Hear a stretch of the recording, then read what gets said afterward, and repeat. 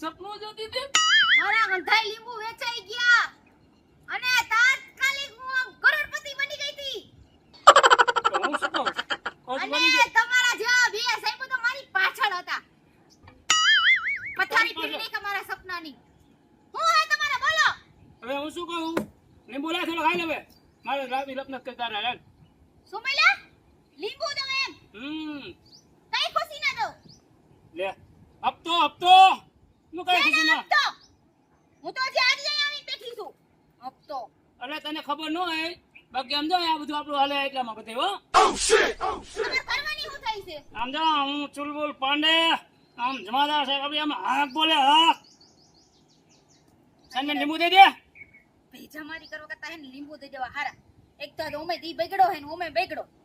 કેટલા જોઈશે? દે દે થોડો કિલો જેવા